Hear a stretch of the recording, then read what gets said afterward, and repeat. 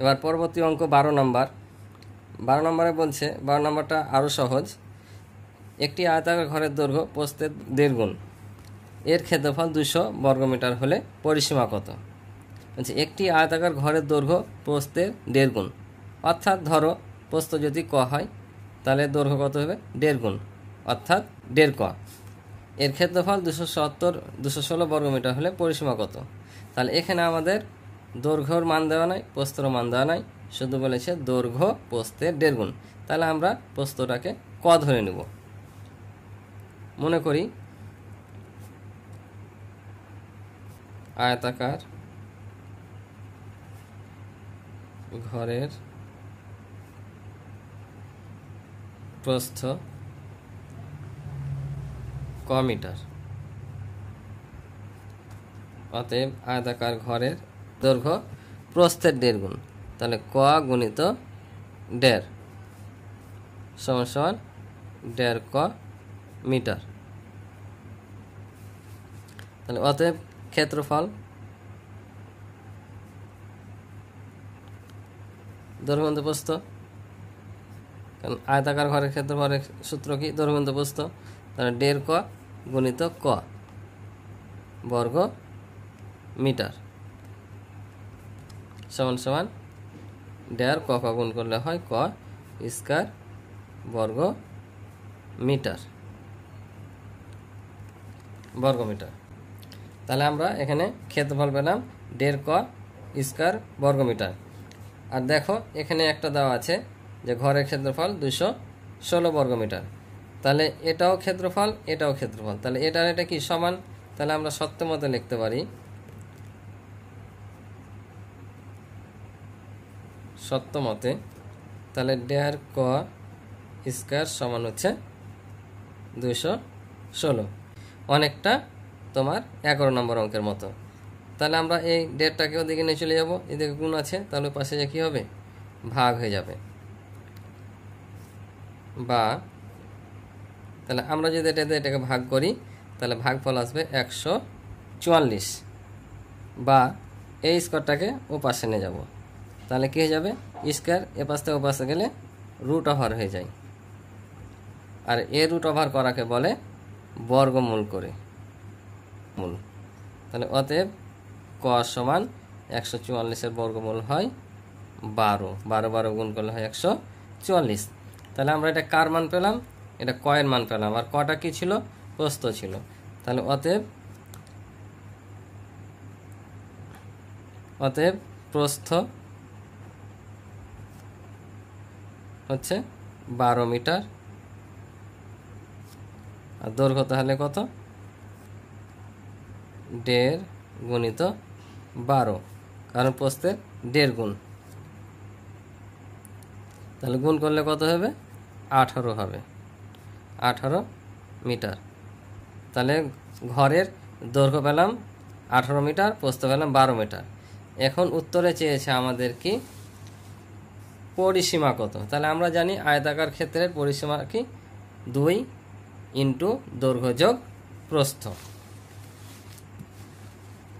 তাহলে আমরা লিখব অতএব ঘরের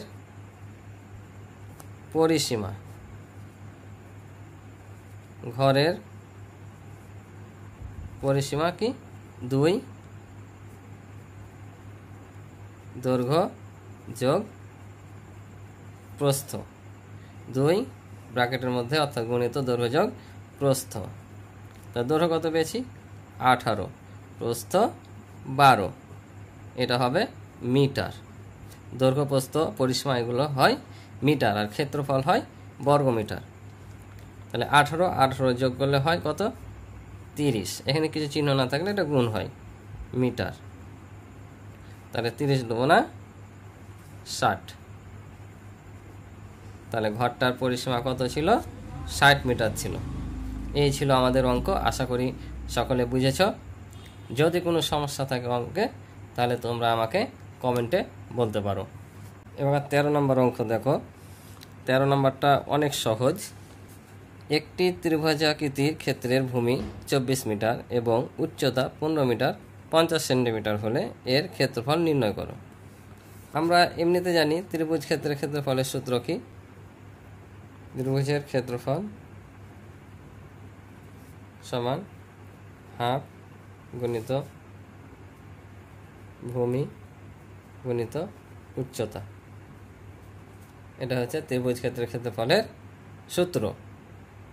এখানে আমরা ত্রিভুজ ক্ষেত্রের ক্ষেত্রফল সমান হাফ গুণিত ভূমি গুণিত উচ্চতা করে অঙ্কটা করলে আমাদের অঙ্কটা হয়ে যেত। কিন্তু এখানে একটু দেখো যে দুই রকম একক দেওয়া আছে। যদি একই রকম একক থাকতো তাহলে হাফ গুণিত ভূমি গুণিত উচ্চতা করে দিতাম, কিন্তু দুই রকম একক আছে। যখনই দুই রকম একক থাকবে তখন আমাদের একই রকম এককে পরিণত করতে হবে। অর্থাৎ দেখো এখানে ভূমি দেওয়া আছে 24 মিটার এবং উচ্চতা দেওয়া আছে 15 মিটার 50 সেন্টিমিটার। এই যে 50 সেন্টিমিটার দেওয়া আছে, এই 50 সেন্টিমিটারটাকে আমাদের কী করতে হবে? মিটারে প্রকাশ করতে হবে। তাহলে আমরা লিখে নিই, দেওয়া আছে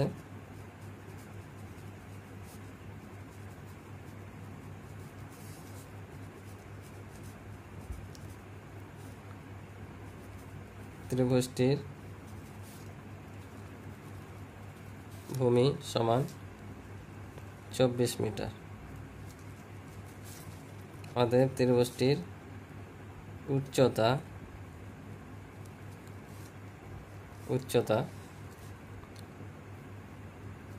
15 মিটার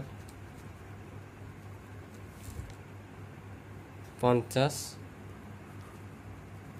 সেন্টিমিটার। তাহলে 15 মিটার এই সেন্টিমিটারটাকে মিটারে প্রকাশ করব। তাহলে আমরা জানি যে 100 সেন্টিমিটারে হয় 1 মিটার। তাহলে এই 50কে আমরা 100 দিয়ে ভাগ করলে কি পাবো? মিটার পাবো। এখানে লিখব যেহেতু 100 সেন্টিমিটার সমান 1 মিটার, তাহলে সমান সমান পাবো 15 মিটার যোগ 100 থেকে ভাগ করলে হবে 0.5 মিটার। তাহলে এটা যদি আমরা যোগ করে নিই মিটার মিটার, তাহলে হবে 15.5 মিটার। তাহলে আমরা ভূমি উচ্চতা পেয়ে গেলাম। এখন ক্ষেত্রফল বের করব। আমরা জানি ত্রিভুজাকৃতি ক্ষেত্রের ক্ষেত্রফল সমান হাফ গুণিত ভূমি গুণিত উচ্চতা সমান সমান হাফ গুণিত ভূমি 24 মিটার আর উচ্চতা হচ্ছে 15.5 মিটার। তাহলে 2 দিয়ে 24কে ভাগ করলে হয় 12।